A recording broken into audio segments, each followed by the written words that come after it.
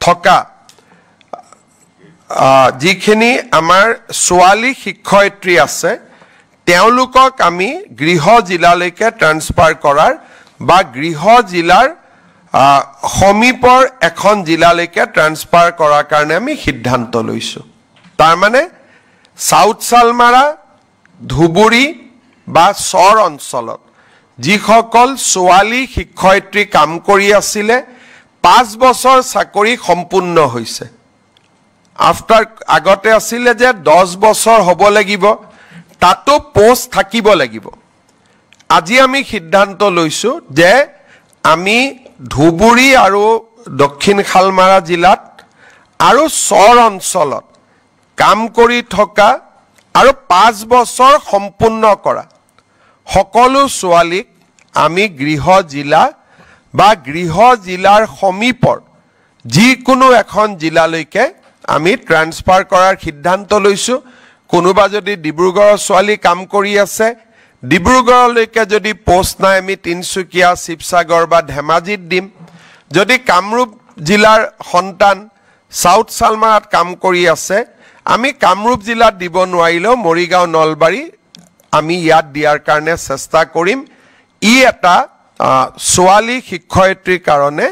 এটা বহুত ডাঙৰ সকাহ হিচাপে পৰিগণিত হ'ব বুলি আমি আশা কৰিছোঁ ৰাজ্য চৰকাৰৰ কেবিনেটে আজি আৰু এটা সিদ্ধান্ত লৈছে কেইদিনমান আগতে আমি সৰ্বশিক্ষা অভিযানত কাম কৰি থকা আৰু 5 বছৰ পূৰ্ণ হোৱা শিক্ষকসকলক চৰকাৰী শিক্ষক হোৱাৰ সুবিধা দিছিলোঁ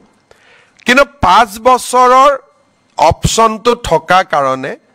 বহুবিলাক শিক্ষকে এই স্পেচিয়েল ৰিক্ৰুটমেণ্ট ড্ৰাইভৰ সুবিধা ল'ব পৰা নাছিলে তেওঁলোকে আমাক আবেদন কৰিছিলে এতিয়া 5 বছৰটো আমি 3 বছৰলৈকে কমাই দিছোঁ সৰ্বশিক্ষা অভিযানত 3 বছৰ কাম কৰিলেও তেওঁলোকক আমি সৰ্বশিক্ষাৰ পৰিৱৰ্তে চৰকাৰী শিক্ষক হিচাপে আমি পুনৰ তেওঁলোকক নিযুক্তি দিয়াৰ ব্যৱস্থা কৰিম এই দুইটা আমাৰ শিক্ষক শিক্ষয়িত্ৰীসকলৰ বহুদিনীয়া ৰিকুৱেষ্ট আছিলে আজি দুইটা ৰিকুৱেষ্ট আমাৰ কেবিনেটে গ্ৰহণ কৰে আৰু আমাৰ এই